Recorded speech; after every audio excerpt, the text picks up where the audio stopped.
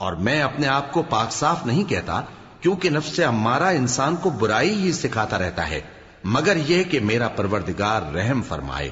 بے شک میرا پروردگار بخشنے والا ہے، مہربان ہے۔ اور بادشاہ نے حکم دیا کہ اسے میرے پاس لاؤ، میں اسے اپنا مصاحب خاص بناؤں گا۔ پھر جب ان سے گفتگو کی تو کہا کہ آج سے تم ہمارے ہاں صاحب منزلت ہو اور صاحب اعتبار ہو۔ یوسف نے کہا مجھے زرعی پیداوار پر مقرر کر دیجئے، کیونکہ میں حفاظت بھی کر سکتا ہوں اور اس کام سے واقف بھی ہوں۔ اس طرح ہم نے یوسف کو ملک مصر میں جگہ دی اور وہ اس ملک میں جہاں چاہتے تھے رہتے تھے۔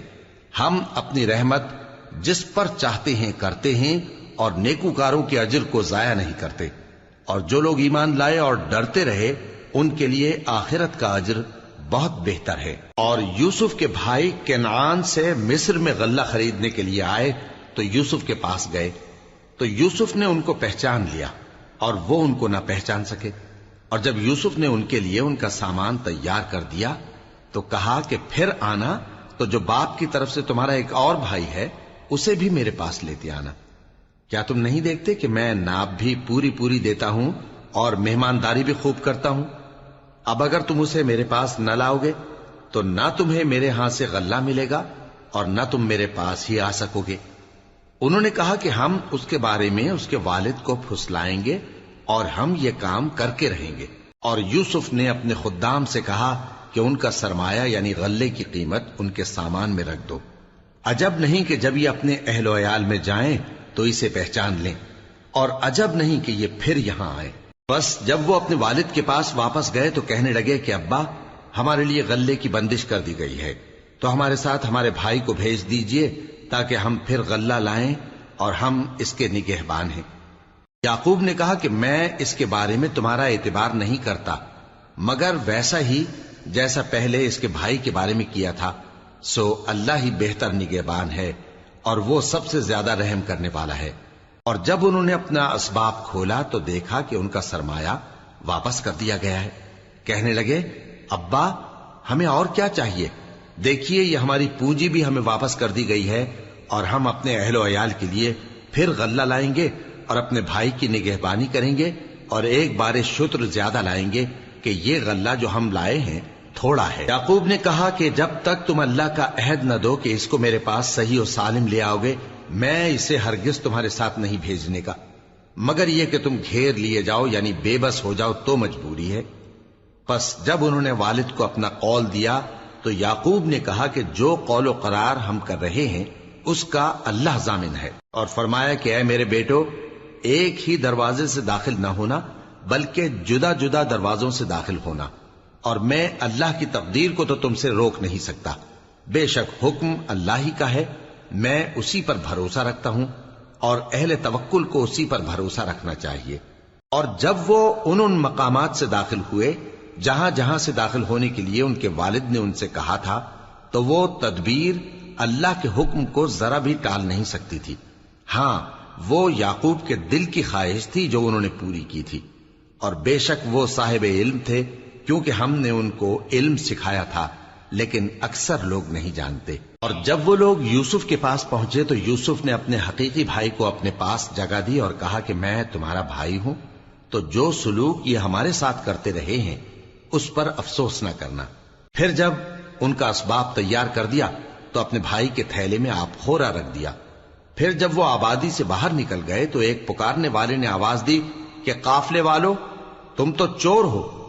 وہ ان کی طرف متوجہ ہو کر کہنے لگے کہ تمہاری کیا چیز کھوئی گئی ہے؟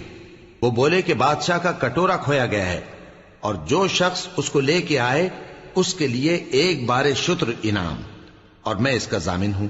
وہ کہنے لگے کہ اللہ کی قسم تم کو معلوم ہے کہ ہم اس ملک میں اس لیے نہیں آئے کہ خرابی کریں اور نہ ہم چوری کیا کرتے ہیں۔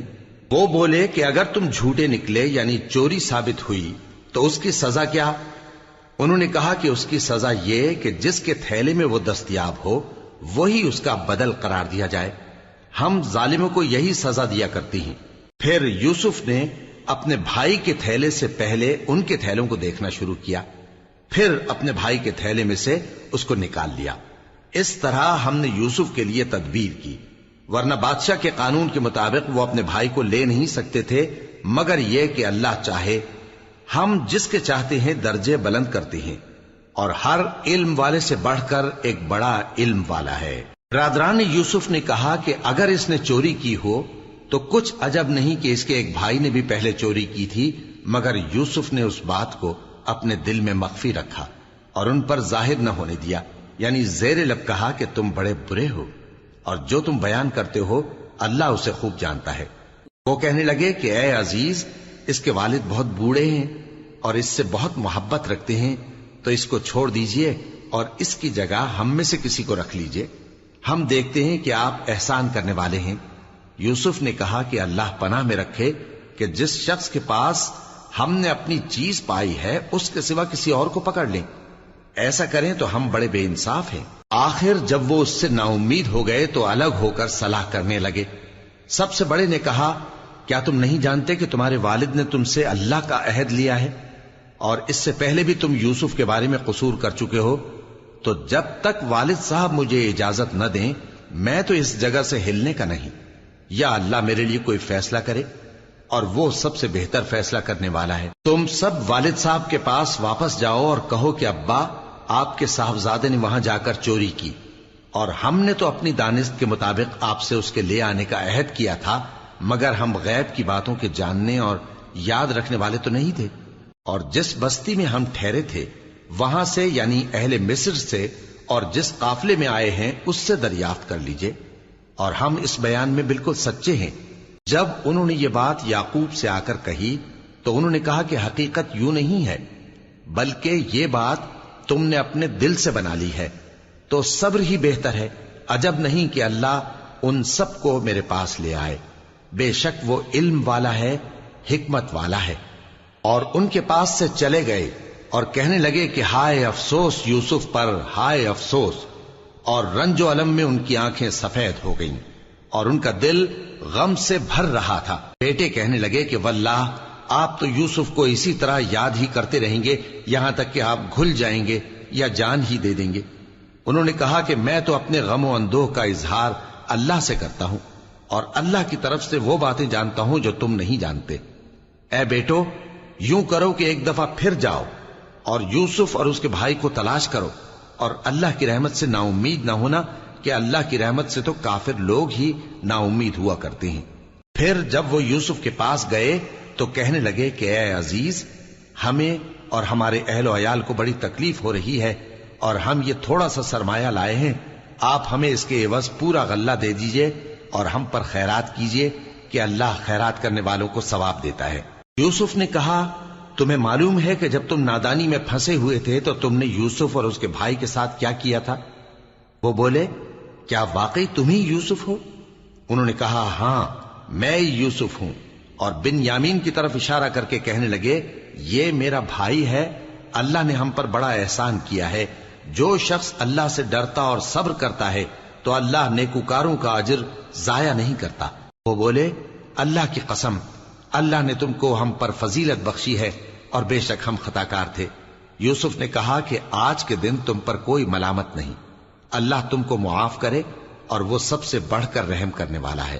یہ میرا کرتا لے جاؤ، پھر اسے والد صاحب کے منہ پر ڈال دینا تو وہ بینا ہو جائیں گے، اور اپنے تمام اہل و عیال کو میرے پاس لے آؤ۔ اور جب قافلہ مصر سے روانہ ہوا تو ان کے والد کہنے لگے کہ اگر مجھ کو یہ نہ کہو کہ بوڑھا بہک گیا ہے تو مجھے تو یوسف کی بو آ رہی ہے۔ وہ بولے کہ واللہ آپ اسی قدیم غلطی میں مبتلا ہیں۔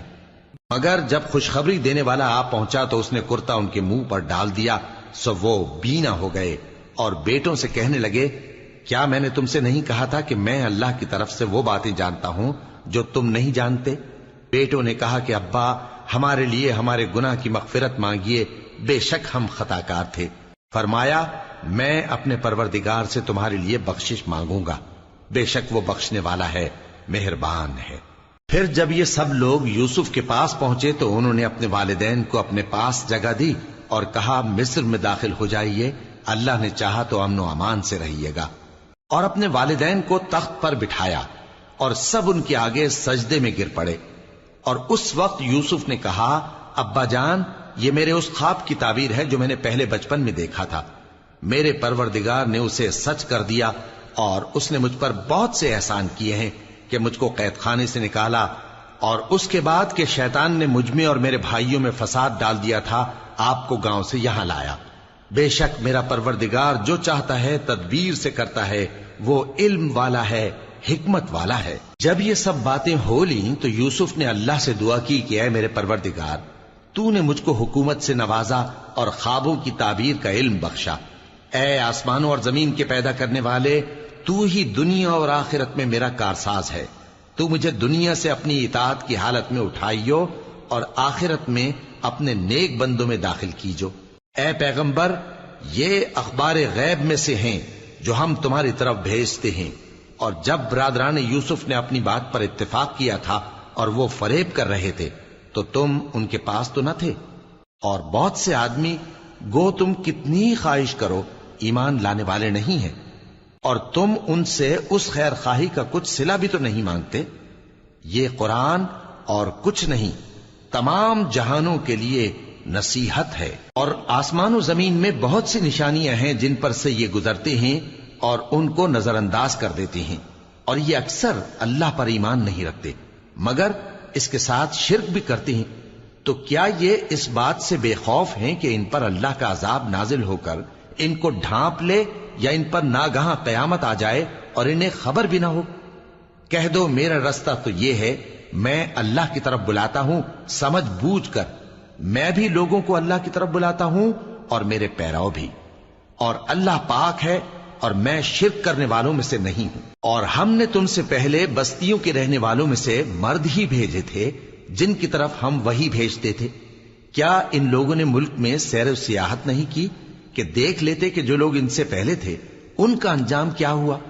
اور متقیوں کے لیے آخرت کا گھر بہت اچھا ہے، کیا تم سمجھتے نہیں؟ یہاں تک کہ جب پیغمبر نا امید ہو گئے اور انہوں نے خیال کیا کہ اپنی نصرت کے بارے میں جو بات انہوں نے کہی تھی اس میں وہ سچے نہ نکلے، تو ان کے پاس ہماری مدد آ پہنچی، پھر جسے ہم نے چاہا بچا دیا، اور ہمارا عذاب اتر کر گناہگار لوگوں سے پھیرا نہیں کرتا۔ ان کے قصے میں عقل مندوں کے لیے عبرت ہے۔ یہ قرآن ایسی بات نہیں ہے جو اپنے دل سے بنائی گئی ہو، بلکہ جو کتابیں اس سے پہلے نازل ہوئی ہیں ان کی تصدیق کرنے والا ہے اور ہر چیز کی تفصیل کرنے والا، اور مومنوں کے لیے ہدایت اور رحمت ہے۔ شروع اللہ کا نام لے کر جو بڑا مہربان نہایت رحم والا ہے۔ الف لام میم را۔ اے نبی، یہ کتاب الہی کی آیتیں ہیں، اور جو کچھ تمہارے پروردگار کی طرف سے تم پر نازل ہوا ہے حق ہے، لیکن اکثر لوگ ایمان نہیں لاتے۔ اللہ وہی تو ہے جس نے ستونوں کے بغیر آسمان جیسا کہ تم دیکھتے ہو اتنے اونچے بنائے، پھر عرش پر جلوہ افروز ہوا اور سورج اور چاند کو کام میں لگا دیا، ہر ایک میعاد معین تک گردش کر رہا ہے۔ وہی دنیا کے کاموں کا انتظام کرتا ہے، اس طرح وہ اپنی آیتیں کھول کھول کر بیان کرتا ہے کہ تم اپنے پروردگار کے روبرو جانے کا یقین کرو۔ اور وہی ہے جس نے زمین کو پھیلایا اور اس میں پہاڑ اور دریا پیدا کیے اور ہر طرح کے میووں کی دو دو قسمیں بنائیں۔ وہی رات کو دن کا لباس پہناتا ہے۔ غور کرنے والوں کے لیے اس میں بہت سی نشانیاں ہیں۔ اور زمین میں کئی طرح کے قطعات ہیں ایک دوسرے سے ملے ہوئے، اور انگور کے باغ اور کھیتی اور کھجور کے درخت، بعض کی بہت سی شاخیں ہیں اور بعض کی اتنی نہیں ہوتی، باوجود کہ پانی سب کو ایک ہی ملتا ہے۔ اور ہم بعض میووں کو بعض پر لذت میں فضیلت دیتی ہیں، اور اس میں سمجھنے والوں کے لیے بہت سی نشانیاں ہیں۔ اگر تم عجیب بات سننی چاہو تو کافروں کا یہ کہنا عجیب ہے کہ جب ہم مر کر مٹی ہو جائیں گے تو کیا از سر نو پیدا ہوں گے؟ یہی لوگ ہیں جو اپنے پروردگار سے منکر ہوئے ہیں، اور یہی ہیں جن کی گردنوں میں طوق ہوں گے، اور یہی اہل دوزخ ہیں کہ ہمیشہ اس میں جلتے رہیں گے۔ اور یہ لوگ بھلائی سے پہلے تم سے برائی جلدی سے مانگتے ہیں، یعنی طالب عذاب ہیں، حالانکہ ان سے پہلے عذاب واقع ہو چکے ہیں۔ اور تمہارا پروردگار لوگوں کو باوجود ان کی بے انصافیوں کے معاف کرنے والا ہے، اور بے شک تمہارا پروردگار سخت عذاب دینے والا ہے۔ اور کافر لوگ کہتے ہیں کہ اس پیغمبر پر اس کے پروردگار کی طرف سے کوئی نشانی کیوں نازل نہیں ہوئی؟ اے نبی تم تو صرف خبردار کرنے والے ہو اور ہر ایک قوم کے لیے رہنما ہوا کرتا ہے۔ اللہ ہی اس بچے سے واقف ہے جو عورت کے پیٹ میں ہوتا ہے، اور وہی پیٹ کے سکڑنے اور بڑھنے سے بھی واقف ہے، اور ہر چیز کا اس کے ہاں ایک اندازہ مقرر ہے۔ وہ چھپی اور ظاہر چیزوں کا جاننے والا ہے، سب سے بزرگ ہے، عالی رتبہ ہے۔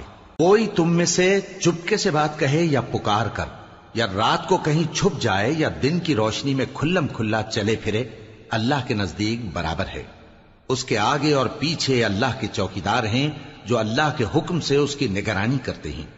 اللہ اس نعمت کو جو کسی قوم کو حاصل ہے نہیں بدلتا جب تک کہ وہ اپنی حالت کو نہ بدلے، اور جب اللہ کسی قوم کے ساتھ برائی کا ارادہ کرتا ہے تو وہ پھر نہیں سکتی، اور اللہ کے سوا ان کا کوئی مددگار نہیں ہوتا۔ وہی تو ہے جو تم کو ڈرانے اور امید دلانے کے لیے بجلی دکھاتا اور بھاری بھاری بادل پیدا کرتا ہے، اور رعد اور فرشتے سب اس کے خوف سے اس کی تسبیح و تحمید کرتے رہتے ہیں۔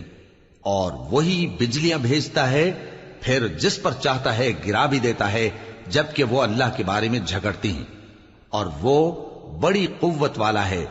کام کا پکارنا تو اسی کا ہے، اور جن کو یہ لوگ اس کے سوا پکارتے ہیں وہ ان کی پکار کو کسی طرح قبول نہیں کرتے، مگر اس شخص کی طرح جو اپنے دونوں ہاتھ پانی کی طرف پھیلا دے تاکہ دور ہی سے اس کے منہ تک آ پہنچے، حالانکہ وہ اس تک کبھی بھی نہیں آ سکتا۔ اور اسی طرح کافروں کی پکار بیکار ہے۔ اور جتنی مخلوقات آسمانوں اور زمین میں ہے، خوشی سے یا ناخوشی سے اللہ کے آگے سجدہ کرتی ہے، اور ان کے سائے بھی صبح و شام سجدے کرتے ہیں۔ ان سے پوچھو کہ آسمانوں اور زمین کا پروردگار کون ہے؟ تم ہی کہہ دو کہ اللہ۔ ان سے کہو کہ کیا تم نے اللہ کو چھوڑ کر ایسے لوگوں کو کارساز بنایا ہے جو خود اپنے نفع و نقصان کا بھی اختیار نہیں رکھتے؟ کہو کیا اندھا اور آنکھوں والا برابر ہیں، یا اندھیرا اور اجالا برابر ہو سکتا ہے؟ بھلا ان لوگوں نے جن کو اللہ کا شریک مقرر کیا ہے، کیا انہوں نے اللہ کسی مخلوقات پیدا کی ہے جس کے سبب ان کے لیے مخلوقات مشتبہ ہو گئی ہے؟ کہہ دو کہ اللہ ہی ہر چیز کا پیدا کرنے والا ہے، اور وہ یکتا ہے، بڑا زبردست ہے۔ اسی نے آسمان سے مے برسایا، پھر اس سے اپنے اپنے اندازے کے مطابق نالے بہ نکلے، پھر پانی پر پھولا ہوا جھاگ آ گیا۔ اور جس چیز کو زیور یا کوئی اور سامان بنانے کے لیے آگ میں تپاتے ہیں اس میں بھی ایسا ہی جھاگ ہوتا ہے۔ اس طرح اللہ حق و باطل کی مثال بیان فرماتا ہے۔ سو جھاگ تو سوکھ کر زائل ہو جاتا ہے، اور پانی جو لوگوں کو فائدہ پہنچاتا ہے وہ زمین میں ٹھہرا رہتا ہے۔ اس طرح اللہ صحیح اور غلط کی مثالیں بیان فرماتا ہے تاکہ تم سمجھو۔ جن لوگوں نے اللہ کے حکم کو قبول کیا ان کی حالت بہت بہتر ہوگی، اور جنہوں نے اس کو قبول نہ کیا، اگر روئے زمین کے سب خزانے ان کے اختیار میں ہوں تو وہ سب کے سب اور ان کے ساتھ اتنے ہی اور نجات کے بدلے میں صرف کر ڈالیں، مگر نجات کہاں؟ ایسے لوگوں کا حساب بھی برا ہوگا، اور ان کا ٹھکانہ بھی دوزخ ہے، اور وہ بری جگہ ہے۔ بھلا جو شخص یہ جانتا ہے کہ جو کچھ تمہارے پروردگار کی طرف سے تم پر نازل ہوا ہے حق ہے، وہ اس شخص کی طرح ہے جو اندھا ہے؟ اور سمجھتے تو وہی ہیں جو عقل مند ہیں، جو اللہ کے عہد کو پورا کرتے ہیں اور قول و قرار کو نہیں توڑتے، اور جن رشتوں کے جوڑے رکھنے کا اللہ نے حکم دیا ان کو جوڑے رکھتے، اور اپنے پروردگار سے ڈرتے رہتے اور برے حساب سے خوف رکھتے ہیں، اور جو اپنے پروردگار کی خوشنودی حاصل کرنے کے لیے مصائب پر صبر کرتے ہیں اور نماز پڑھتے ہیں، اور جو مال ہم نے ان کو دیا ہے اس میں سے پوشیدہ اور ظاہر خرچ کرتے ہیں، اور نیکی سے برائی کو دور کرتے ہیں، یہی لوگ ہیں جن کے لیے عاقبت کا گھر ہے، یعنی ہمیشہ رہنے کے باغات جن میں وہ داخل ہوں گے، اور ان کے باپ دادوں اور بیویوں اور اولاد میں سے جو نیکوکار ہوں گے وہ بھی بہشت میں جائیں گے، اور فرشتے بہشت کے ہر ایک دروازے سے ان کے پاس آئیں گے اور کہیں گے تم پر سلام ہو، یہ تمہاری ثابت قدمی کا بدلہ ہے، اور عاقبت کا گھر خوب گھر ہے۔ اور جو لوگ اللہ سے پختہ عہد کر کے اس کو توڑ ڈالتے اور جن رشتوں کے جوڑے رکھنے کا اللہ نے حکم دیا ہے ان کو قطع کر دیتے اور ملک میں فساد کرتے ہیں، ایسوں پر لعنت ہے۔ اور ان کے لیے برا انجام ہے۔ اللہ جس کا چاہتا ہے رزق فراخ کر دیتا ہے اور جس کا چاہتا ہے تنگ کر دیتا ہے، اور کافر لوگ دنیا کی زندگی پر خوش ہو رہے ہیں، اور دنیا کی زندگی آخرت کے مقابلے میں بہت تھوڑا سامان ہے۔ اور کافر کہتے ہیں کہ اس پیغمبر پر اس کے پروردگار کی طرف سے کوئی نشانی کیوں نازل نہیں ہوئی؟ کہہ دو کہ اللہ جسے چاہتا ہے گمراہ کرتا ہے، اور جو اس کی طرف رجوع ہوتا ہے اس کو اپنی طرف کا رستہ دکھاتا ہے، یعنی ان کو جو ایمان لاتے اور جن کے دل اللہ کی یاد سے آرام پاتے ہیں ان کو۔ اور سن رکھو کہ اللہ کی یاد سے ہی دل آرام پاتے ہیں۔ جو لوگ ایمان لائے اور عمل نیک کیے ان کے لیے خوشحالی اور عمدہ ٹھکانہ ہے۔ جس طرح ہم پہلے پیغمبر بھیجتے رہے ہیں اسی طرح اے نبی ہم نے تم کو اس امت میں جس سے پہلے بہت سی امتیں گزر چکی ہیں بھیجا ہے، تاکہ تم ان کو وہ کتاب جو ہم نے تمہاری طرف بھیجی ہے پڑھ کر سنا دو۔ اور یہ لوگ رحمان کو نہیں مانتے۔ کہہ دو وہی تو میرا پروردگار ہے، اس کے سوا کوئی معبود نہیں، میں اسی پر بھروسہ رکھتا ہوں اور اسی کی طرف رجوع کرتا ہوں۔ اور اگر کوئی قرآن ایسا ہوتا کہ اس کی تاثیر سے پہاڑ چل پڑتے یا زمین پھٹ جاتی یا مردوں سے کلام کر سکتے تو کیا یہ لوگ ایمان لے آتے؟ بات یہ ہے کہ سب باتیں اللہ کے اختیار میں ہیں، تو کیا مومنوں کو اس سے اطمینان نہیں ہوا کہ اگر اللہ چاہتا تو سب لوگوں کو ہدایت کے رستے پر چلا دیتا؟ اور کافروں پر ہمیشہ ان کے اعمال کے بدلے آفت آتی رہے گی یا ان کے مکانات کے قریب نازل ہوتی رہے گی یہاں تک کہ اللہ کا وعدہ آ پہنچے۔ بے شک اللہ وعدہ خلاف نہیں کرتا۔ اور تم سے پہلے بھی رسولوں کے ساتھ تمسخر ہوتے رہے ہیں، تو میں نے کافروں کو مہلت دی، پھر میں نے ان کو پکڑ لیا، سو دیکھ لو کہ میرا عذاب کیسا رہا۔ تو کیا وہ جو ہر شخص کے اعمال کا نگراں و نگہبان ہے وہ بتوں کی طرح بے علم و بے خبر ہو سکتا ہے؟ اور ان لوگوں نے اللہ کے شریک مقرر کر رکھے ہیں۔ ان سے کہو کہ ذرا ان کے نام تو لو۔ کیا تم اسے ایسی چیزیں بتاتے ہو جو روئے زمین پر ہیں اور اسے معلوم نہیں، یا تم لوگ محض سطحی بات کی تقلید کرتے ہو؟ اصل یہ ہے کہ کافروں کو ان کے فریب خوبصورت معلوم ہوتے ہیں اور وہ ہدایت کے رستے سے روک لیے گئے ہیں، اور جسے اللہ گمراہ رہنے دے اسے کوئی ہدایت کرنے والا نہیں۔ ان کو دنیا کی زندگی میں بھی عذاب ہے اور آخرت کا عذاب تو بہت ہی سخت ہے، اور ان کو اللہ کے عذاب سے کوئی بھی بچانے والا نہیں۔ جس جنت کا پرہیزگاروں سے وعدہ کیا گیا ہے اس کی شان یہ ہے کہ اس کے نیچے نہریں بہ رہی ہیں، اس کے پھل ہمیشہ باقی رہنے والے ہیں اور اس کے سائے بھی۔ یہ ان لوگوں کا انجام ہے جو متقی ہیں، اور کافروں کا انجام دوزخ ہے۔ اور جن لوگوں کو ہم نے کتاب دی ہے وہ اس کتاب سے جو تم پر نازل ہوئی ہے خوش ہوتی ہیں، اور بعض فرقے اس کی بعض باتیں نہیں بھی مانتے۔ کہہ دو کہ مجھ کو یہی حکم ہوا ہے کہ اللہ ہی کی عبادت کروں اور اس کے ساتھ کسی کو شریک نہ بناؤں، میں اسی کی طرف بلاتا ہوں اور اسی کی طرف مجھے لوٹنا ہے۔ اور اسی طرح ہم نے اس قرآن کو عربی زبان کا فرمان بنا کر نازل کیا ہے، اور اگر تم علم آ جانے کے بعد ان لوگوں کی خواہشوں کے پیچھے چلو گے تو اللہ کے سامنے کوئی نہ تمہارا مددگار ہوگا اور نہ کوئی بچانے والا۔ اور اے نبی ہم نے تم سے پہلے بھی پیغمبر بھیجے تھے اور ان کو بیویاں اور اولاد بھی دی تھی، اور کسی پیغمبر کے اختیار کی بات نہ تھی کہ اللہ کے حکم کے بغیر کوئی نشانی لے آتا۔ ہر حکم قضا کتاب میں لکھا ہوا ہے۔ اللہ جس چیز کو چاہتا ہے مٹا دیتا ہے اور جس کو چاہتا ہے باقی رکھتا ہے، اور اسی کے پاس اصل کتاب ہے۔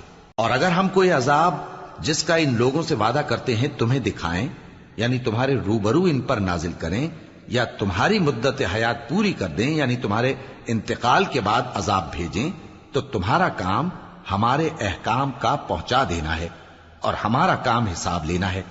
کیا انہوں نے نہیں دیکھا کہ ہم زمین کو اس کے کناروں سے گھٹاتے چلے آ رہے ہیں؟ اور اللہ جیسا چاہتا ہے حکم کرتا ہے، کوئی اس کے حکم کا رد کرنے والا نہیں، اور وہ جلد حساب لینے والا ہے۔ جو لوگ ان سے پہلے تھے وہ بھی بہتیری تدبیریں کرتے رہے ہیں، سو تدبیر تو سب اللہ ہی کی ہوتی ہے۔ ہر شخص جو کچھ کر رہا ہے اللہ اسے جانتا ہے، اور کافر جلد معلوم کر لیں گے کہ آخرت میں اچھا انجام کس کے لیے ہوتا ہے۔ اور کافر لوگ کہتے ہیں کہ تم پیغمبر نہیں ہو. کہہ دو کہ میرے اور تمہارے درمیان اللہ اور وہ شخص جس کے پاس کتاب آسمانی کا علم ہے بطور گواہ کافی ہے. شروع اللہ کا نام لے کر جو بڑا مہربان نہایت رحم والا ہے. الف لام را، یہ ایک پر نور کتاب ہے. اس کو ہم نے تم پر اس لیے نازل کیا ہے کہ تم لوگوں کو اندھیروں سے نکال کر روشنی کی طرف لے جاؤ، یعنی ان کے پروردگار کے حکم سے عزت والے خوبیوں والے مالک کے راستے کی طرف، یعنی اس اللہ کے راستے کی طرف کہ جو کچھ آسمانوں اور زمین میں ہے سب اسی کا ہے. اور ان کافروں کے لیے عذاب شدید کی وجہ سے تباہی اور بربادی مقدر ہے جو آخرت کے مقابلے میں دنیاوی زندگی کو پسند کرتے اور لوگوں کو اللہ کے راستے سے روکتے اور اس میں کجی چاہتے ہیں. یہ لوگ بڑے دور کی گمراہی میں ہیں، اور ہم نے کوئی پیغمبر نہیں بھیجا مگر وہ اپنی قوم کی زبان بولتا تھا تاکہ انہیں احکام الہی کھول کھول کر بتا دے. پھر اللہ جسے چاہتا ہے گمراہ رہنے دیتا ہے اور جسے چاہتا ہے ہدایت دیتا ہے، اور وہ غالب ہے، حکمت والا ہے. اور ہم نے موسیٰ کو اپنی نشانیاں دے کر بھیجا کہ اپنی قوم کو تاریکیوں سے نکال کر روشنی میں لے جاؤ اور ان کو اللہ کے دن یاد دلاؤ، اور اس میں ان لوگوں کے لیے جو صابر و شاکر ہیں نشانیاں ہیں. اور جب موسیٰ نے اپنی قوم سے کہا کہ اللہ نے جو تم پر مہربانیاں کی ہیں ان کو یاد کرو، جبکہ اس نے تم کو فرعون کی قوم سے رہائی بخشی. وہ لوگ تمہیں برے برے عذاب دیتے تھے اور تمہارے بیٹوں کو مار ڈالتے تھے اور تمہاری لڑکیوں کو زندہ رہنے دیتے تھے، اور اس میں تمہارے پروردگار کی طرف سے بڑی آزمائش تھی. اور جب تمہارے پروردگار نے تم کو آگاہ کیا کہ اگر شکر کرو گے تو میں تمہیں زیادہ دوں گا، اور اگر ناشکری کرو گے تو یاد رکھو کہ میرا عذاب بھی سخت ہے. اور موسیٰ نے صاف صاف کہہ دیا کہ اگر تم اور جتنے اور لوگ زمین میں ہیں سب کے سب ناشکری کرو تو بھی اللہ بے نیاز ہے، قابل تعریف ہے. بھلا تم کو ان لوگوں کے حالات کی خبر نہیں پہنچی جو تم سے پہلے تھے، یعنی نوح اور عاد اور سمود کی قوم اور جو ان کے بعد تھے، جن کا علم اللہ کے سوا کسی کو نہیں. جب ان کے پاس ان کے پیغمبر نشانیاں لے کر آئے تو انہوں نے اپنے ہاتھ ان کے منہوں پر رکھ دیے کہ خاموش رہو، اور کہنے لگے کہ ہم تو تمہاری رسالت کو تسلیم نہیں کرتے، اور جس چیز کی طرف تم ہمیں بلاتے ہو ہم کو اس میں بھاری شک ہے. ان کے پیغمبروں نے کہا کیا تم کو اللہ کے بارے میں شک ہے جو آسمانوں اور زمین کا پیدا کرنے والا ہے؟ وہ تمہیں اس لیے بلاتا ہے کہ تمہارے گناہ بخشے اور ایک مدت مقرر تک تم کو مہلت دے. وہ بولے کہ تم تو ہمارے ہی جیسے آدمی ہو، تمہارا یہ منشا ہے کہ جن چیزوں کو ہمارے بڑے پوجتے رہے ہیں ان کے پوجنے سے تم ہمیں روک دو. تو اچھا کوئی کھلی دلیل لاؤ، یعنی معجزہ دکھاؤ.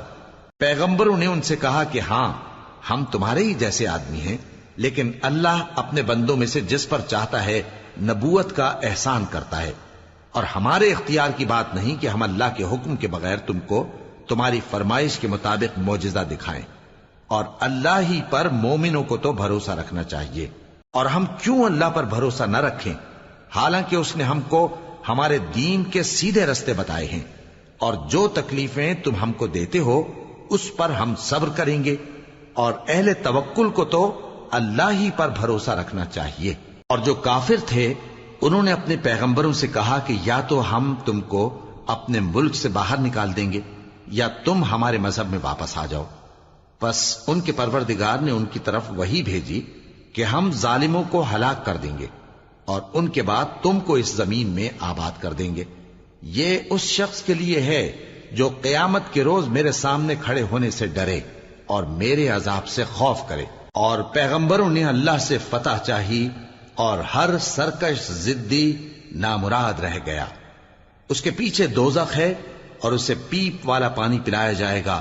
وہ اس کو گھونٹ گھونٹ کر کے پیے گا اور گلے سے نہیں اتار سکے گا، اور ہر طرف سے اسے موت آ رہی ہوگی مگر وہ مرنے میں نہیں آئے گا، اور اس کے بعد سخت عذاب ہوگا. جن لوگوں نے اپنے پروردگار سے کفر کیا ان کے اعمال کی مثال راکھ کی سی ہے کہ آندھی کے دن اس پر زور کی ہوا چلے جو اسے اڑا لے جائے. اسی طرح جو کام وہ کرتے رہے ان پر ان کو کچھ قابو نہ ہوگا. یہی تو پرلے سرے کی گمراہی ہے.